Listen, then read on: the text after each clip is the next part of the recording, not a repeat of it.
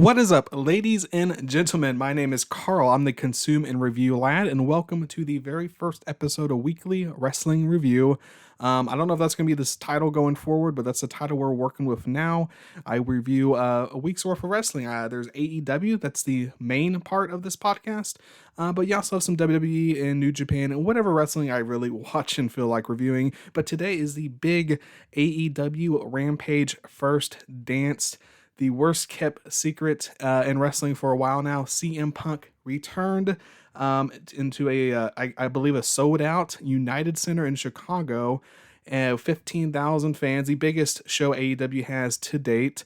Of course, in about a month or so, I think that's going to be beaten with the Arthur Ashe show in New York. But CM Punk, he came out, he made his return. Everyone went crazy. People were crying. People were jumping up and down. A lot of people were filming it. It was a huge return. It was a huge pop. One of the probably biggest wrestling pops of all time. And CM Punk, he returned. He went and he hugged fans. He also crowd surfed. Security had to fish him out of the crowd because they lost him for a bit there. Then he cut a promo. It was about a 15-minute segment. There was a little 90-second commercial break in there, but he cut a promo, and in the promo, he pretty much implied that he left wrestling in 2005, and now he's returning to wrestling, so his time in the WWE, I guess, is not classified as wrestling. And then he ends it by giving the fans free ice cream, so that's cool. You get some free ice cream if you want to go see CM Punk in Chicago. You can eat on that ice cream while you're waiting in like a 2-hour line to get merch. Apparently the merch lines were crazy, I hear. Wrapped around, people missed the whole Rampage to get the exclusive I Was Here AEW CM Punk t-shirt. Rumor has it someone bought 50 of those t-shirts. 50. That is one for every state in the United States of America. And I don't know if it's true. I don't imagine merch. I don't think they're going to decline money. But I feel like if someone's buying 50 t-shirts, they don't have a family that large, and they're probably going to sell it on eBay. And those fans waiting and missing the whole show to buy a shirt will probably be upset when it gets sold out. So hopefully they have like 15,000 shirts there. Otherwise, that is just that's crazy. It's absolutely insane. Wrestling, if you ever go to a wrestling event, the first thing you need to do is hit the merch line, because the merch lines are always insane and you don't want to miss a show. Run straight to the merch line. Even if you have to piss your pants, make it to that fucking merch line. I'm joking. Please don't piss your pants. There's wrestling fans that would probably do that. Anyways, let's get to the show. The Rampage, the wrestling is what we hear. We don't hear for 20-minute promos. That's WWE, but we'll make an exception for AEW Rampage because it's CM Punk's return in 7 years to the wrestling world. Jurassic Express came out. It looks like they got their old pyro back. I think they had some weird different pyro on Dynamite, but their old pyro with the little X is back, and that was cool. They had a match against Private Party. The big key highlights of that match, it was a great match, but I mean, it was a good match. Let's not get ahead of ourselves. So there was an awkward Canadian Destroyer. It was Luchasaurus. He was standing there with Jungle Boy on his shoulders for kind of an awkwardly long time before the Private Party member gave Jungle Boy a Canadian Destroyer, which was one of the cooler spots on the show, but it was just a little awkward. Sometimes you get those awkward moments where wrestlers are just standing there, and as a fan, you're like, why are you not, why are you standing there? And then they hit the move. The Private Party did a shooting star press to Luchasaurus. None of it really connected. And the announcers called it out on that it did not connect. But Jurassic Express wins, which I figured, and I think most fans figured they would.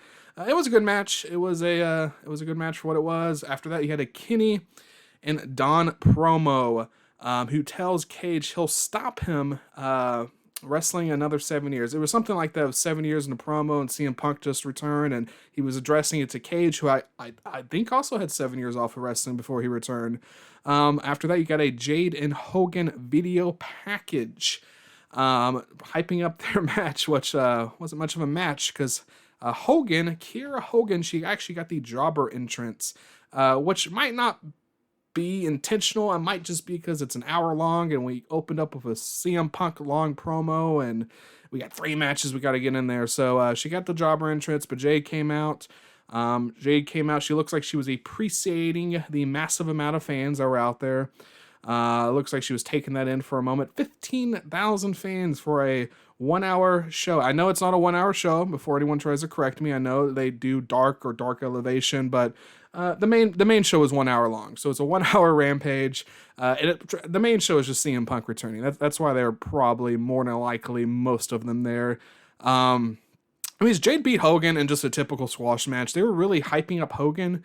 I thought she would probably get a little bit more offense here. And it was just a squash match. But I mean, hey, you have to do what you gotta do. You got 1 hour. And we have Mark Henry. He interviews the main event opponents. Jon Moxley versus Garcia. I did not write his first name, but Garcia is his last name. And that's what we have here. And the interview, the main parts of the interview are the interesting parts that I picked out.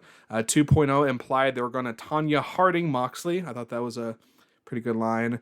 They said fans waited 20 years for a main event in that arena. I'm assuming no one really goes to the United Center. I know JR said he hasn't been there since 94, and I guess no other wrestling events go to United Center. I don't know the Chicago landscape that well. I'm not really sure what's going on there. But I believe that's where the Bulls play. That was mentioned quite a few times, so this is a big deal. It is a big deal that Garcia is main eventing that. Moxley, he had a great line here, probably one of the greatest lines Moxley's maybe ever said in a promo. He said, Garcia has a better chance getting him pregnant than making him tap. That was a good promo there by Moxley.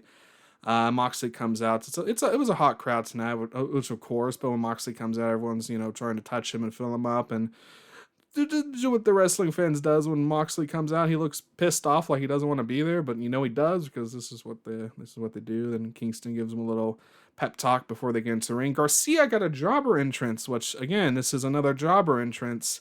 But it's probably because it's a 1 hour show, and they really fit this in as well. It was a decent match. It was actually pretty decent, but it was a 6-7 minute match. It didn't really have too much time to really work it. Moxley, of course, gets to win. I think everyone figured that was going to happen. It ends with 2.0 attacking Moxley. Eddie helps Moxley. And, of course, Garcia with 2.0 outnumber Eddie and Mox. That's math.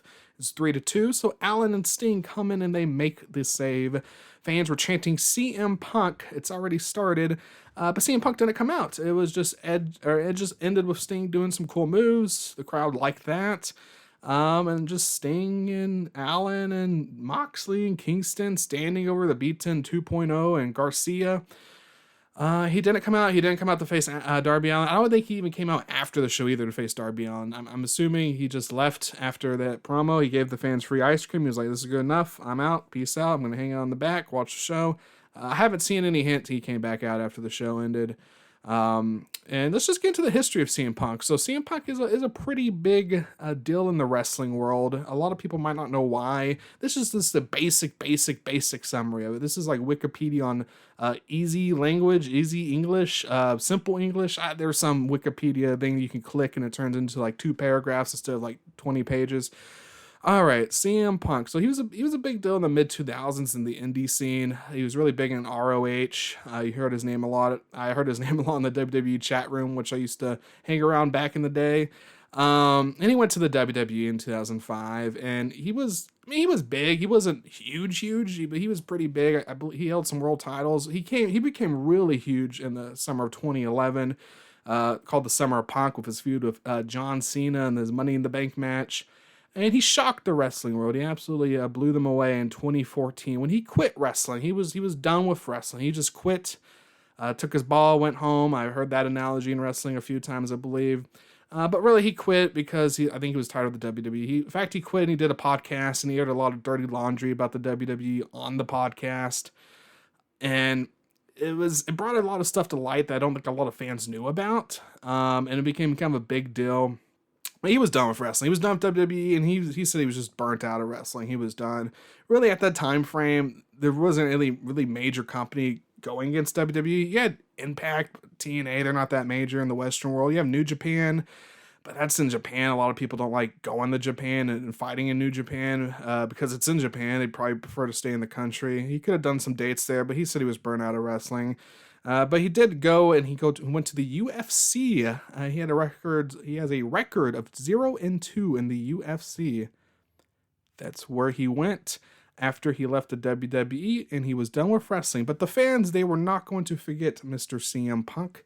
They would chant his name all the time at WWE shows when they disliked the product, which was quite a bit. Quite a bit of times they chanted CM Punk because they disliked the product quite a bit. Anyways, let's flash forward, fast forward, whatever you want to say, to AEW in 2019. That's when AEW began in 2019. And rumor has it, this is a rumor, a lot of wrestling backstage stuff, it's going to be rumor has it. Who knows if it's true? Who knows if it's not? I mean, even the wrestlers don't even know if it's true or not. If you want to talk about the Montreal screw job, some wrestlers think it's a work, some think it's a shoot. Everything in wrestling is up to debate when it comes to the backstage speculation. But in 2019, a new company was starting. It was going to try to rival WWE in the Western Front, give fans an alternative in the Western Front for wrestling, and it was AEW, All Elite Wrestling, and rumor has it they wanted Punk to be their main guy, their main star. They were going to back up the truckload of cash, I should say, to CM Punk. But the relationships between the EVPs and Punk was not that great. The EVPs is executive vice presidents. It's pretty much people who run the company as with the owner. And it didn't really go off to a great start because I think Punk talked in interviews talking negative about their negotiation habits with him. I think they were talking to the press a lot about Punk, and Punk didn't like that. Either way, it wasn't off to a great start. And just let me just set the scene for what was going on in 2019. So AEW's first ever official event, was Double or Nothing pay-per-view in Las Vegas, Nevada, Memorial Day weekend. You have Chris Jericho versus Kenny Omega, the second match in their matches. The other one was with a different company, of course. It ends with Chris Jericho beating Kenny Omega to become a number one contender for the AEW World Championship. And it ends with Jon Moxley appearing in the fans. And let me stop it right there and let's rewind it about a month or 2 months or 3 months back. Jon Moxley is a Dean Ambrose in the WWE. And it was back, I think, in January, even maybe early February, that WWE announced that he was not renewing his contract. He was leaving, which was really weird at the time. It was kind of, it's not something they typically do. And then WWE didn't know what to do with Moxley. We'll call him Moxley, but it was Dean Ambrose in the WWE. They didn't know what he wanted to do with him. So I think they started to bury him. And then like, nah, let's not do that. Let's just, to try to keep him as happy as possible. So they did some Shield reunions. They had this big special event for his last match with WWE. They tried to keep him on. He didn't want to stay on, and he just left the WWE. And fans didn't really know what to expect. Where would he go? Is he just taking a break? Is he going to work some indie shows? Is he done with wrestling for good? No idea what happened. But at Double or Nothing, it ends with him appearing in the stands, runs into the ring, beats up Chris Jericho, beats up Kenny Omega. Great way to end their first ever event. Awesome show, and awesome surprise. Now let's fast forward, that's the word I was looking for earlier, fast forward to All Out, Labor Day weekend, Chicago, Illinois. Now when AEW are having these events, Double or Nothing or All Out, there's like a convention going on that's not really... AEW wrestlers go there, but it's not really an AEW official event. I think it's through a third party. At the time it was. Now AEW is starting to do like their own events. And CM Punk was there. He was at the event. He did like a Q&A. But he's like, I'm not appearing at All Out. I'm not appearing at AEW All Out. And the EVPs at the time were telling people he was not appearing at All Out. He's not going to be there. If you look for him, you're going to be disappointed. Well, let's go to All Out. All Out. Sold Out Now Arena. I think at the time it might have been Sears Center. Hangman Adam Page versus Chris Jericho for the AEW World Championship. Chris Jericho wins. He's celebrating, and nothing happens. Nothing. It just fades to black. That's the end. By the way, that All Out show was their go-home event before their weekly television episodic, I don't know how people call it, their weekly television show, AEW Dynamite, that was appearing in early, that was going to premiere in early October. So this was their go-home show for that, and CM Punk did not appear. And at the time, if CM Punk was going to return to wrestling, if he was going to go to AEW, that would have been the show. Nothing's going to beat that show. It's not going to be the first Dynamite. Nothing's going to beat it. So that just kind of put the nail in the coffin that CM Punk's done with wrestling when it comes to AEW, at least. And AEW just went on to feud with NXT pretty much, which is a feud they ended up winning, but that's where wrestling was at. And AEW proved that they did not need CM Punk to put on a great product. They didn't need CM Punk to carry their company. The wrestlers they had, they were able to do it themselves without CM Punk. But Punk would appear back with wrestling. He would make an appearance on a FS1 show that's made by FS1, but it's about WWE. I forgot what the name of the show was. I'm not going to say it because I forgot. I don't believe it's around anymore, but it was an FS1 show. I think it was on Tuesday nights. It had Renee, Booker T. He appeared on that show with probably like a quarter of the viewership that Dynamite receives. And I'm being generous if I say quarter. It could be 10%. He made his appearance back into the wrestling world. Kind of a letdown. And at that point, everyone just gave up on Punk. I think there was rumors that Punk was trying to go and wrestle with WWE. I don't know if that's true or not. Apparently, WWE did not want Punk to wrestle for them anymore. There was the rumors I was hearing, but there's so much rumors in wrestling, you kind of just you don't know what to believe or not to believe. But the wrestling world, in my opinion, I think it moved on from Punk since then. You know, of course, we had the pandemic hits, we had pandemic wrestling, but I think everyone just kind of said, you know what, we're moved on from CM Punk. And we don't need CM Punk to have some great, exciting wrestling. This little Wednesday night wrestling war was fun. The pandemic sucked because there was no crowds, but AEW was still able to put on some entertaining shows. And there's this cool backstage stuff of wrestlers leaving the WWE and coming to AEW. I mean, you got Miro, you got FTR, you got Matt Hardy, you got, several wrestlers left the WWE that were unhappy and came straight to AEW. So it was a fun time. And AEW it was a hot product. Personally, what I was wanting for is I was wanting an AEW New Japan collaboration. Now, if you think the AEW and CM Punk got off to a bad start, AEW New Japan really got off to a bad start because the EVPs were pretty much with New Japan. And then they didn't renew their contract because they were going to start a wrestling company in the West, which New Japan was also trying to do. And that really upset New Japan. So I don't think they really wanted to work with AEW too much. Even though they shared some wrestlers like Jon Moxley worked for both promotions, there was no official collaboration between the two. New Japan was apparently wanting Omega and Okada 4 at Madison Square Garden. So I think they were also extra upset that did not happen because they left to start their own company. And that's changed because that changed earlier this year when Kenta appeared on AEW Dynamite, and now they have a collaboration, they have a working partnership, and it's so good now that a New Japan title has actually changed hands on a recent AEW Dynamite. So I thought that was the biggest thing we could get in wrestling, and we got it. There's so many awesome matchups you can get between those two, and really, we don't need CM Punk. And I think a lot of fans maybe thought the same thing. We don't need CM Punk. If he comes back, cool. Whatever, maybe he's not going to be the same. I had that thought too. Maybe he's older, he won't be able to perform as well. But then you look at Edge, you look at Christian. These guys were gone for like 7 years too. And Edge and Kenny Omega had a phenomenal match last week on Rampage. And Roman Reigns and Christian and Kenny Omega had a phenomenal match last week on Rampage. Edge and Roman Reigns had a phenomenal match at Money in the Bank. So these guys can perform. CM Punk's style of wrestling is more in line with Edge and Christian than it is with like Ray Phoenix or Pac. So I think he can perform. He could probably cut promos. It would be awesome. But anyways, like I said, the wrestling world mostly moved on. They were kind of done with CM Punk. But then rumors started spreading about, I would say a month ago, that he's probably going to sign. And everyone's like, whatever. We heard those rumors before. They could be bullshit. It's the wrestling world. They're like, no, there's a good chance he's going to sign.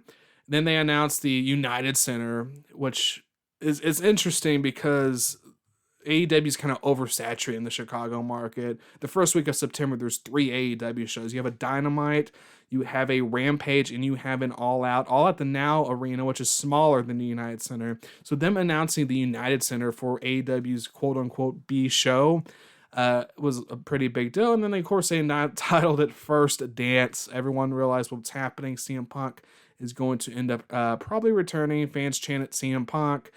Darby Allin cuts a promo practically calling out CM Punk. So it was no official announcement, but so much like Easter eggs were being dropped. And even today, earlier today, I think Tony Khan said on the radio show that fans know what to expect. They're not going to be let down. Some variation of that. Everyone's like, yeah, CM Punk's going to be here. We get it. CM Punk's going to be here. And he appeared. He showed up. The crowd still went absolutely wild. I would have loved to see how wild the crowd could have gone if it wasn't like so obvious he was showing up. Like All Out 2019 if he showed up. Or just any just random, like if he just showed up All Out 2021 with no rumors dropping. How crazy would those 10,000 something be at the Now Arena? But even with knowing he was going to show up, people went crazy. And maybe it's cooler in a way because you got hardcore CM Punk fans getting to go there. Probably got some good seats. Got the signs ready. So maybe having it kind of unofficially be announced ended up making some cool moments as well. But that was Rampage. Rampage was good. I don't honestly know if it was better than last week. I mean, if you're talking about just like the wrestling, I guess overall it was because CM Punk came back. But it would be hard to... I think the matches were better last week. But of course, yeah, the matches definitely were better last week. But maybe the moment was better this week. Anyways, let's get to Dynamite, August 18th, 2021. So Dynamite starts with a Moxley and Kingston having an announcement, which is very weird because Dynamites don't normally start with promos. In fact, I think Tony Khan said Rampage is going to be different than their normal format. And I think a lot of people speculate. It was true that they started off with like a 20-minute promo. That's a WWE type atmosphere. And it's fine with AEW for this one time with CM Punk. But AEW does not typically start with long promos. And they usually start with a match. Sometimes they don't even use the entrance. Sometimes I think they just start fighting. So having Dynamite kick off, say Moxley and Kingston are having an announcement in the ring. It was kind of weird. It's kind of like that doesn't normally happen on Dynamite. There's probably less than 5 times that I can count that AEW started with like a promo. I might be wrong on that, but it's very little time. Anyway, so yeah, we get to the point. 2.0 attacked them. Yeah, so they weren't going to really have an announcement at all. It was just a setup for 2.0 attacking them. When this was going down, there was a guy holding like 4 drinks and 3 hot dogs, and I was afraid they're going to tip over. I'm like, that's $50 worth of food, man. You got to hold on to your food better. It was right by Moxley. It was tilting over. I was really worried about the food. I mean, I was worried about Moxley getting attacked, but I was worried about that $50 worth of food. That's a lot of money. That was an interesting scene. And then Sting and Allen come out and then they have 2.0. And this was a very interesting match with a lot of crazy spots. You had the roof spot where they just throw Darby on in that little like roof overhang going into the arena. You know, that little thing, it's like a piece of the wall / roof, a little like diagonal. There's a word for it that I have no idea, but I think the best way to explain it is when people walk under it, they always try to jump up and smack it. And you're like, why? And they're like, why not? And I'm like, okay. And that's what they did with Darby Allin. They jumped up and smacked it with his face.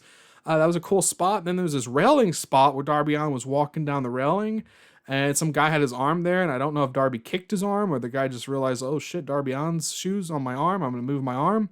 But that was a cool spot. He walked down the railing, did a spot into that. There was a skateboard spot where he landed on the railings of the wheels of the skateboard. Looked painful. Sting went through a table, got power bombed, I think, through a table, and then no-sold it. Just completely jumped up.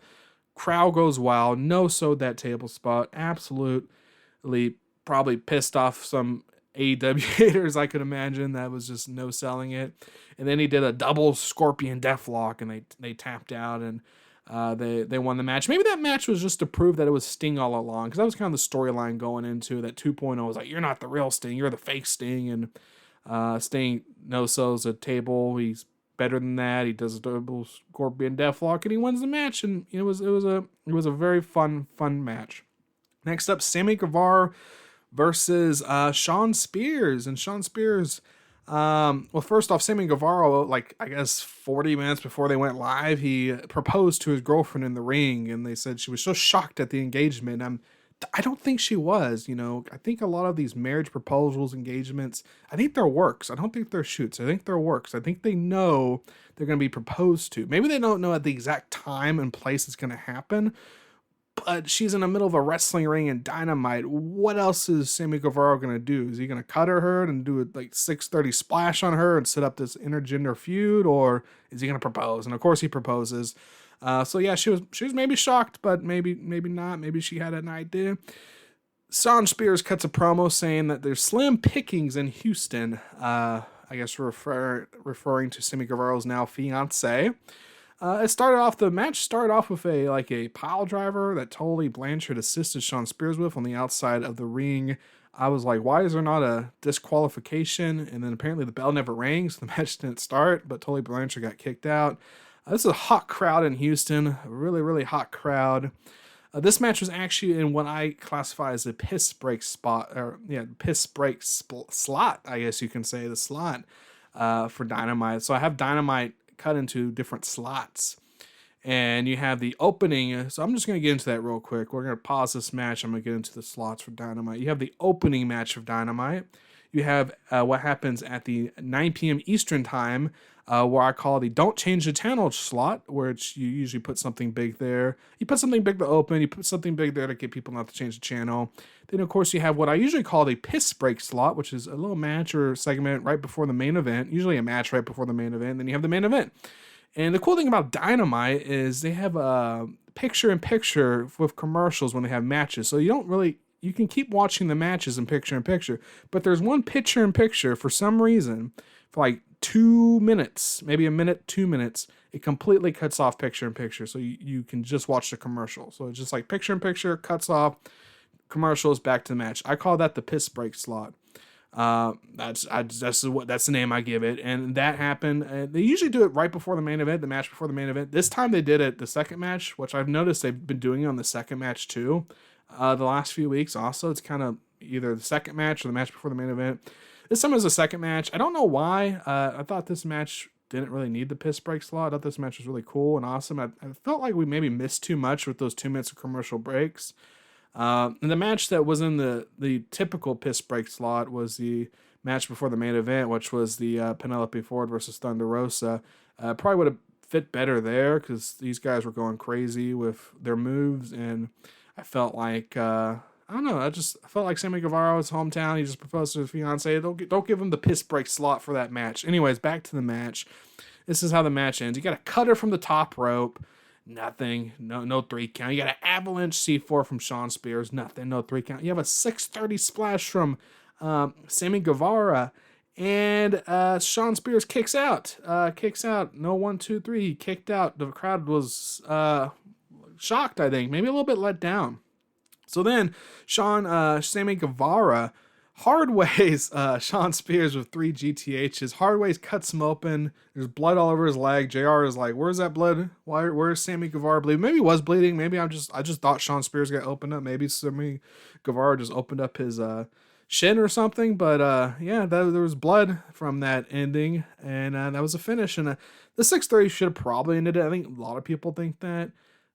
The ending with the hardway of the blood is an interesting ending, but I don't know why they were kicking out these big finishers for. You had Sting no-selling a table spot. You have these people kicking out their finishers. It's just a really weird 1-2 match to start Dynamite. Don't really know what the thing with that was. After that, you have a Cage and Don segment where they just chit-chat. Don, I believe, brought Cage in the wrestling at first, but I think maybe... I think the storyline is he picked up Kenny Omega to manage him over Cage. Yeah, Dan Lambert come out, cut a promo that the AEW haters probably fucking loved. That was he's just saying what they're all probably thinking. Archer comes out and he gets jumped by Scorpio Sky and Ethan Page. Man of the Year, I believe, is what that tag team is called. We'll see where that goes. Jericho cut a promo, I believe, for the main event. I didn't type what the promo was, but I believe it was a promo for the main event, how he's gonna beat MJF. You have the Young Bucks versus Jurassic Express for the AEW World Tag Team titles. This is where I noticed that Jurassic Express had different pyro than they usually have, but of course Rampage, I went back to the old pyro. Some moments from this match is JR had a great line, $29.95 from Sears.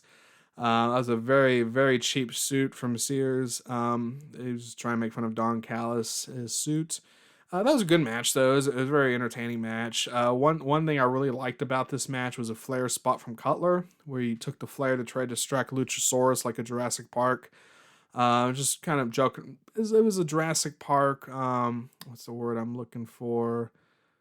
Jurassic Park parody. I don't know. It was from Jurassic Park, right? It happened in Jurassic Park. He had the Flair, he distracted the T-Rex, and then Cutler did it to Luchasaurus, and I thought it was funny. That was it.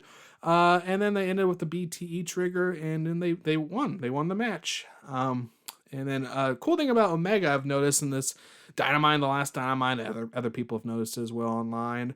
He's wearing shirts with like CM on it. Last year it was the Cookie Monster shirt. Last week, not last year. Last week it was a Cookie Monster shirt. This a week it was the Chick Magnet shirt. All right, and then we have a Baker and Hater promo leading to Britt Baker versus Statlander at All Out, it looks like. Hardy and OC have a promo video, something leading to a match. Paul White is in the ring. QT comes out, and it leads to a match. Well, first, before I get there, QT had a cool little line here. He says, AEW does not let their fans down. I thought that was an interesting line. But yeah, they're going to have a match at All Out. We got Paul White versus QT at All Out. You have a Jade promo about Jade versus Hogan at Rampage, which on my end, I had some sound video issue where it wasn't syncing up properly. I don't know if everyone had that or just me.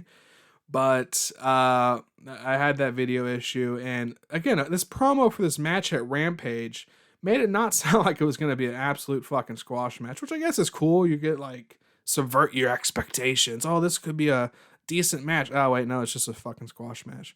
All right, we got the Elite promo with sound from the arena cutting in. Taz was in the ring, and that kind of cut into the little Elite promo there. But the Elite promo, it basically led to a tag team tournament where the winners would face the Young Bucks at All Out in a cage match. The teams are Private Party, Jurassic Express. They fought on Rampage, and Varsity Bronze versus Lucha Bros, who will fight on Dynamite. Jurassic Express beat Private Party, so now we have Varsity Blondes versus the Lucha Bros on Dynamite. We have Taz and Hook. They were in the ring. They introduced Ricky Starks, who I think was going to introduce Brian Cage to talk to him. I'm not really sure. They showed a video of Will Hobbs just beating Brian Cage. And there was this random AEW sign in the back by like a tunnel, which, I mean, I know why it's there. Just it's a great visual, but you just have to wonder, for practical purposes, if it wasn't a great visual, why is there a random AEW sign in the back there right by that tunnel? But yeah, Will Hobbs is beating up Brian Cage. All right, Death Triangle had a promo. Of course, Andrade and Chavo Guerrero interrupted it. It's just building the Andrade versus Pac, and it's probably also building up the Lucha Bros in the tournament. Can they win the titles? Because Andrade's main thing is you're never going to win belts. So with Pac as your manager, but I don't think Pac's actually their manager. I think they're just kind of like a triangle. Like this, I don't think he's managing them. But Andrade and Chavo Guerrero, I believe, want to manage Lucha Bros. We'll see where that goes. Penelope Ford versus Thunder Rosa. Thunder Rosa came out with a cool little Texas outfit. She held up the Texas flag. They were in Texas this week. And Thunder Rosa beats Penelope Ford. Brock Anderson cut a promo building up his match next week on Dynamite against I can't pronounce that name, Malachi Black. Tommy End. That's a lot easier. Okay. Rampage promo for a stance that appeared next. Miro video package where he's challenging Eddie Kingston for a TNT title match, possibly the All Out match. We'll see. Moxley promo where he calls out a lot of baby faces, which is really interesting. Maybe it's building up to a heel turn soon. I don't know. But he's building his Rampage match against Daniel Garcia. I wrote his first name somewhere. Daniel Garcia versus Moxley on Rampage. Well, we already talked about that. But that's what that promo was. And he was calling out a lot of baby faces. Really like Hangman Adam Page. I think he also called out Christian Cage. Maybe he's even hinting at Punk there. But that was a promo. We have Chris Jericho's entrance. Which the fans had to sing Fozzy, and they did a really good fucking job at that. Really great job singing Fozzy with no music and nothing and being able to collaborate. That was a cool moment. Some interesting tidbits of that is he had Chris Jericho cutting off the ring announcer. He did a little throat slashing and they cut the cameras real quick. Someone screamed Fozzy sucks at a really quiet moment in the song, which you get picked up on the audio. But besides those two negatives, it was a very positive experience. It was a great visual. It was a cool thing to talk about down the road, and it worked. It worked as probably better than they expected it to work, but it worked off well. It was a cool moment. That match was a pretty all right match. It was a fun match. That camera spot was entertaining. I liked that. All the spots were fun. MJF got the win. The finish was kind of weird. I thought Chris Jericho would probably win, but MJF won. I really don't know where these two are going now that we have All Out, because this match I really thought was going to be at All Out. I think everyone did, so I think it being on Dynamite was kind of a surprise. But that is a surprise. So anyway, let's get to this is something I'm going to do on this podcast. It's called the worst match of the night and the match of the night. I've been doing it all year. And I'm going to do it now. So we're going to start with the worst match of the night for Dynamite and the worst match of the night for Rampage. So the Dynamite worst match of the night is Ford versus Rosa. Penelope Ford versus Thunder Rosa. That was the worst match of the night for Dynamite. And the worst match of the night for Rampage. The worst match of the night for Rampage is Jade Cargill versus Kiera Hogan. So Jade Cargill versus Kiera Hogan. I don't think I need to explain why that was the worst match of the night. That was just a basic squash match. The other two matches were way more entertaining. Thunder Rosa versus Penelope Ford. That wasn't a bad match. I actually thought that match was pretty entertaining, but it's just that was a stacked Dynamite. So many matches were good. There's 3 matches on there that really could be match of the night, like on most Dynamites. And then the really worst match of the night competition was between that and the MJF versus Chris Jericho. And I had to give it to that because MJF versus Chris Jericho had a lot of cooler moments than the Penelope Ford versus Thunder Rosa match. But it wasn't a bad match. There wasn't terrible. I enjoyed it. It's just you have to give someone worst match of the night. And that's who I gave it to. It's like being the worst player on an all-star team. You know, you're on an all-star team, but someone has to be the worst player. It sucks, but you're on the all-star team. You're better than most. That match was probably better than most worst match of the nights on Dynamite for sure. All right, now let's get to the match of the night. The match of the night brought to you by frozen pizza that tastes like delivery. It's out there. They're out there. They're rare. Sometimes they're a little expensive, but there's frozen pizza out there that tastes like delivery. When you find it, it's great. So let's go into the match of the night. The match of the night for Dynamite, August 18th, 2021. Dynamite was Sting and Darby Allin versus 2.0, Jeff Parker and Matt Lee. That was the match of the night. It was really between that, Sammy Guevara versus Shawn Spears, and the Jurassic Express versus the Young Bucks. I went with that because there were so many spots in that match that was just absolutely insane, and it was very enjoyable. And just for the record, what constitutes match of the night and worst match of the night? Match of the night is the match I enjoy the most. Worst match of the night is the match I enjoyed the least. That's all it is. So this wasn't the most work rating match. This wasn't the longest match or great story match. This was an exciting, interesting, fun match, and that's why it's match of the night. Match of the night for Rampage First Dance, Jurassic Express versus Private Party. It was really between that and Moxley versus Daniel Garcia, but Daniel Garcia and Moxley didn't get. If they went longer, it could have been match of the night. But Jurassic Express versus Private, that was a great match. Some insane spots, although they were kind of awkward and not all of them landed. It was a great match. Let's talk about next week. What's coming on Dynamite next week? So next week, they might have announced another match tonight that I missed, but they have 4 matches that I have down. Dynamite usually has 6. Last week they had 5, but they usually have 6. We have Malachi Black versus Brock Anderson. I'm going to make some predictions. So spoiler alert. I just want to do this. Spoiler alert at this point. If you listen this far and you don't want to be spoiled, this is for future shows. This is for next week's Dynamite. This is for SummerSlam. This is for All Out. I'm going to make some predictions based off what I know. I don't know the outcomes, but I do surf the internet. I do kind of watch the shows. So I'm going to make some predictions based off what I know, and we'll see if I'm right or wrong. But I'm saying spoiler. If you don't want to be spoiled, just stop listening to the podcast. You know, I'm just letting you know. At this point forward, there could be spoilers. I mean, if someone said something and I think it's going to happen, I'm gonna repeat it here. So just spoiler alert. But next week we have Malachi Black versus Brock Anderson. I think Black's gonna win. That's kind of obvious. That is kind of obvious that Black's gonna win. We have Jamie Hayter versus Red Velvet. I believe Hayter is going to end up winning that match. And Red Velvet just took a loss. Jamie Hayter's new. She needs to start up hot. I think this is gonna be a win for her. Red Velvet went from she's now jobber status, I guess. She was doing really good, but if she loses here, there's definitely jobber status. But it's fine. She's young. She can bounce back up. She could be a future world champion. Jamie Hayter, could be an interesting. to see her in the women's division. We have Matt Hardy versus Orange Cassidy. This is a match I really thought it was going to be on All Out, and I thought it fit at All Out, but they're just throwing it on Dynamite, which is crazy. I think Cassidy wins. I usually say Cassidy's probably going to win. Matt Hardy could lose here. Cassidy could win. And I'm guessing they're doing this to get this fucking feud out of the way.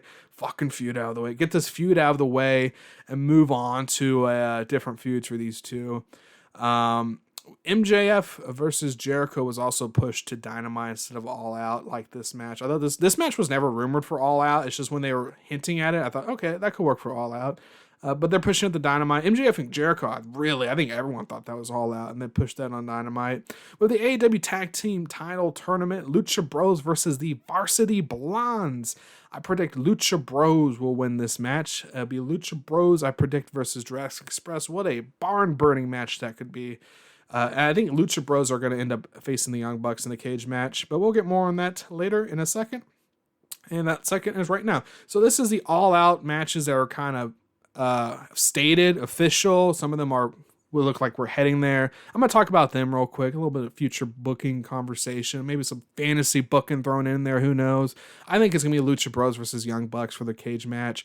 I don't know who wins. I really think Lucha Bros should hold the titles. And with their storyline with Pac and Andrade, that makes sense. A lot of people online are saying that it should go to Proud and Powerful at Arthur Ashe. I could see that too, but Proud and Powerful are on this snail's pace feud with FTR, this is a weird feud anyways, because they faced FTR about a month ago, wasn't it?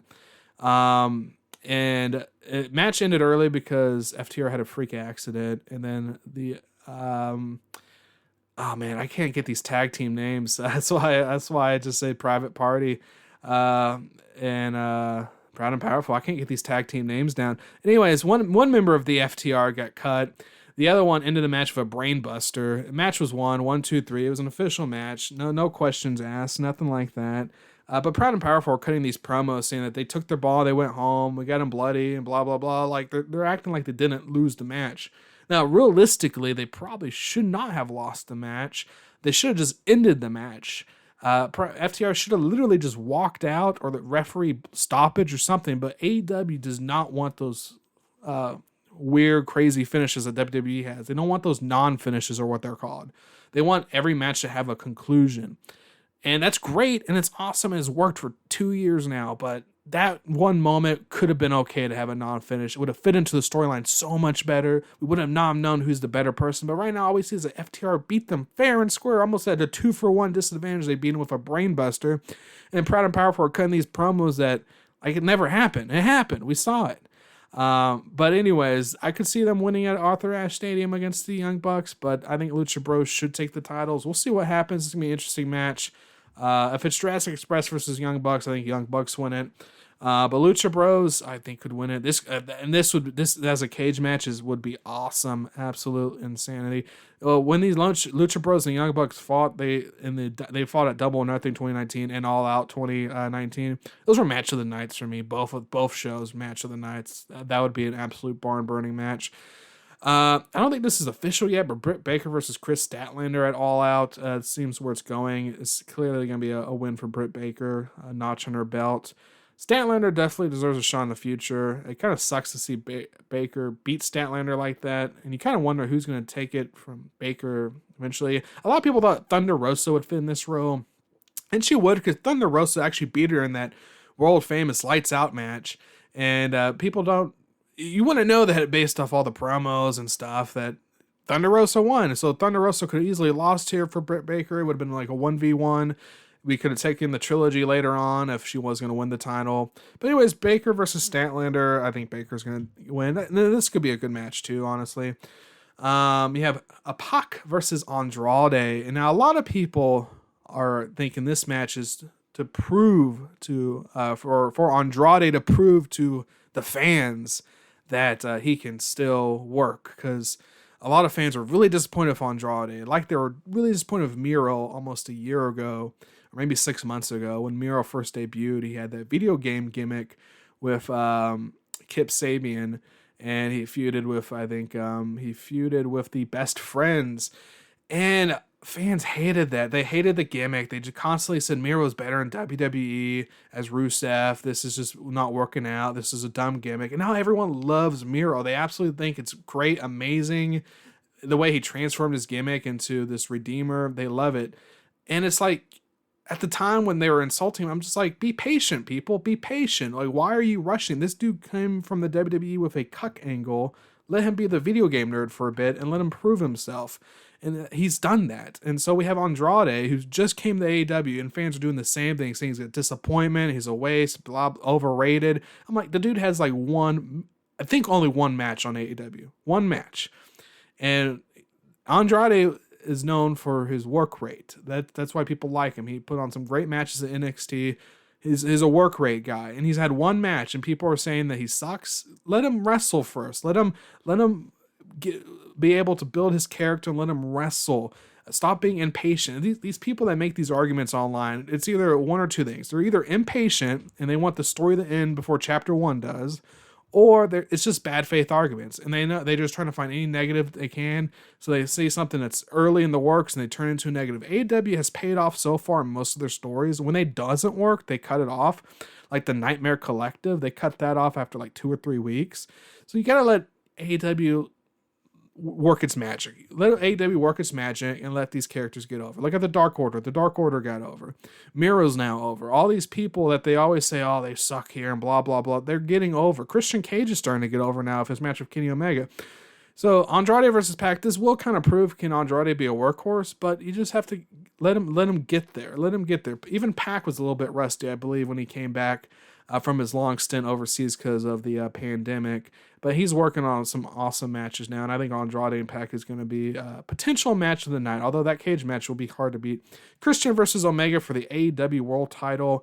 Apparently, they're going to go harder than they did for their Dynamite match, their Rampage match. So it's going to be interesting to see that.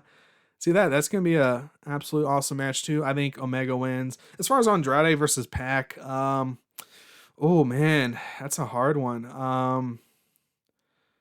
They both could use. I think Andrade wins. Honestly, I don't think you can have him lose to Pac like that. You could, but I don't think so. I mean, you really could because Omega just beat him in AAA. So, you know what? I'll say. Dude, this is a hard one. I'm gonna go Pac. Pac wins. I hate having Andrade lose, but he already lost to Omega. You can maybe make Pac into a potential main event match with Omega down the road. Christian versus Omega. It's gonna be Omega. He's definitely gonna win. If Christian wins, that would be a complete shock. A lot of people, of course, were wanting Omega versus Hangman Adam Page, and that didn't come out. That didn't come to fruition. Mostly because I think Hangman's taking a little break, but maybe when he comes back, get that huge crowd reaction, and they can build up to conclude that long storyline. It's going on almost 2 years now, so I think a lot of people are wanting it to end. Because the storyline pretty much almost started August of 2019 when he lost the AEW World title to Chris Jericho.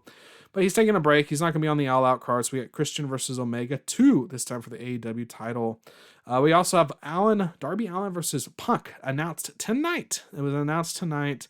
This one, I have no idea. I figure Punk's going to win. I don't think Darby Allin's winning, but I don't know why this is the first matchup for Punk. I think he probably picked it. I'm guessing because everyone, when they come to AEW, they always want to wrestle Darby Allin. That's like the number one pick. And so, which I'm not sure. Maybe because he just sells good, or maybe because he does these crazy spots. It'll be fun to have a match with him. I know Paul Wright, he came to AEW. He said he wants a match with Darby Allin. So Punk maybe picked him, maybe just to give him a rub. I'm not sure. It's just Darby Allin's a babyface with Sting, and he's a huge babyface. And Punk's in Chicago. He's not going to be able to be a heel. He's going to be a huge babyface. So we have a huge babyface versus a huge babyface, which I know AEW does not really care about faces and heels too much, but you do see them in a lot of matchups. So, but what heel does Punk wrestle? I have no idea. So Allin versus Punk on paper, that's going to be a fun match. It's just going to be, I think Darby Allin might get booed out of Chicago. Don't know why. I don't know if you want to kill that momentum he's having. I think Punk's going to win, but we could get shocked. Darby Allin could beat Punk in Chicago, and that could happen, and we'll have to see what happens with that matchup. That's going to be a cool matchup for All Out. Miro versus Eddie Kingston for the TNT titles rumored. I figure Mero would beat Eddie if that happens. That's rumor. Also, rumor that has it that Moxley's going to face a New Japan talent. We don't know. Rumor has it could be White. Ospreay would be cool. I don't think Ospreay will be in the country at that time. So people think it might be Jay White. I think it was going to be Tanahashi, but something fell through, and I think he's going back to Japan. So Moxley versus Jay White's a possibility. Maybe Suzuki could be a possibility. I don't know. That would be a cool match. But rumor has it Moxley is facing a New Japan talent. All right, that's enough AEW. Let's go to the everything else of wrestling, the EEW. Let's go to all the other promotions. We'll start with SummerSlam, and that's actually we're going to start and end with SummerSlam, which is tomorrow night in Las Vegas, Allegiant, I can't pronounce it, Stadium. 40,000 people, tickets already bought. It's going to be a huge event. I think everyone's supposed to be wearing a mask. Let's see how that works out. I think Las Vegas has that mask mandate. 10 matches are on the card. 10 matches for a 3-hour show.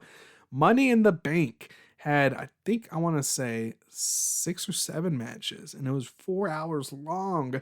10 matches, 3 hours. And the reason it's 3 hours is because they have to stop it at 10 p.m. or 11 p.m. Eastern time so fans can make their way to the boxing match, which I really want to know, out of those 40,000 fans, how many of them are actually going to SummerSlam and then going to the oh man, I can't think. Manny Pacquiao boxing match. How many? I would say probably less than 1,000. I might be completely off, but I don't see that many fans going double dipping like that. So I don't know why Vegas wanted this. So WWE said fine, and 3 hours ending 11 p.m. Eastern, so people can potentially go to a boxing match and see Manny Pacquiao.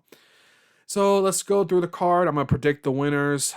We have, let's start off with Eva Marie versus Alexa Bliss. I think Alexa Bliss is winning this match. There's really not much to talk about. This match is going to be probably short, probably maybe some cinematic elements to it. I don't know. I don't really know how many fans are looking forward to this match. I think people are looking forward to seeing Alexa Bliss. She's really over.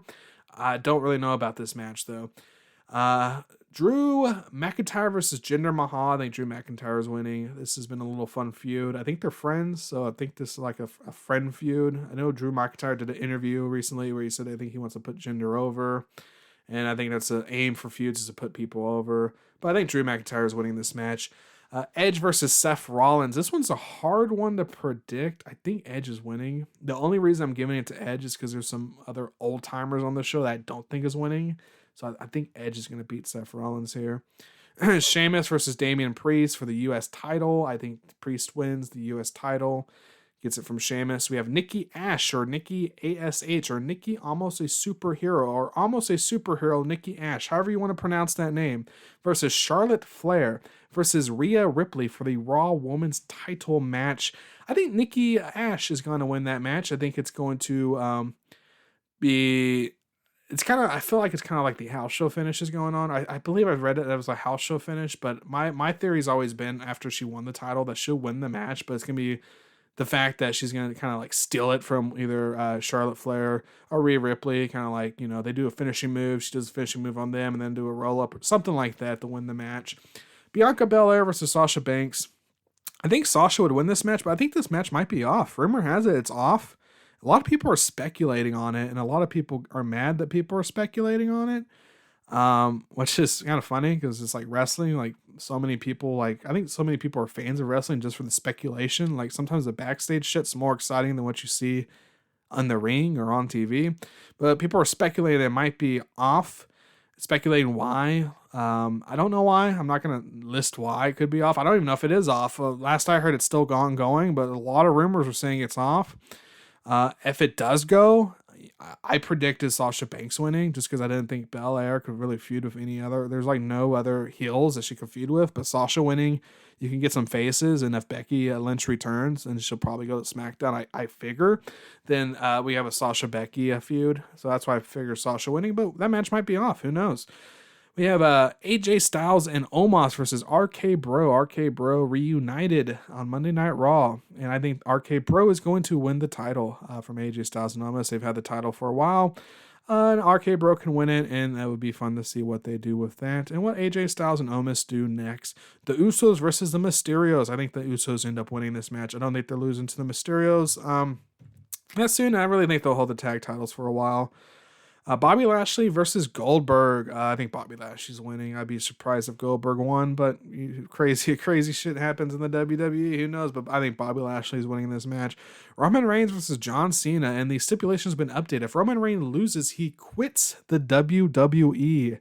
John Cena is trying to play off the Summer of Punk in 2011, saying he's going to win the match. He's going to go to Europe and film a movie and take the title and embarrass Roman Reigns. And Roman Reigns is like, you know what? If that happens, I'm just going to quit. Who knows what's going to happen? I have zero idea. Most likely, I think Roman Reigns is winning. But the storyline of John Cena winning, taking the Universal title, and Roman Reigns quitting just sounds very, very entertaining to me. But it's WWE, so I don't know if it would have a payoff. I don't know if it's going to do that. And Roman Reigns, he moves tickets, so I assume he moves tickets, but I think Roman Reigns is winning this. I don't think John Cena is, but John Cena winning this, having Roman Reigns quit, having John Cena take the title off, that would be fun. That would be a fun little storyline. I don't think we're going to get that, but I think Roman Reigns is winning, and I think that that card actually looks really fun. Just like barn burners I'm looking at like Edge versus Seth Rollins. That's going to be a fun match. Bianca Belair, Sasha Banks could be if it happens. I don't know about Nikki Ash, Charlotte Flair, Rhea Ripley. It could be good. AJ, RK Bro, maybe Usos, Mysterios. Roman Reigns versus John Cena is probably the one I'm looking forward to the most. Not really for the outcome, just because I think Roman Reigns and Edge was a really great match. I think Roman Reigns and John Cena could be a great match as well. But that's my SummerSlam predictions. What are your predictions? What is everyone else's predictions? If you listen this far, let me know. You consume this podcast, go ahead and review it for me down below in the comments. And if you enjoyed the podcast, please click the like button. If you did not enjoy the podcast, go ahead and subscribe. Maybe you'll enjoy a future podcast. We'll see. But that's it. That's it for Consume and Review, Wrestling Weekly Review by Consume and Review. My name is Carl, I'm the Consume and Review lad, and I will see. You know what? Here's how I'm going to end it. I'm going to say this. Peace out.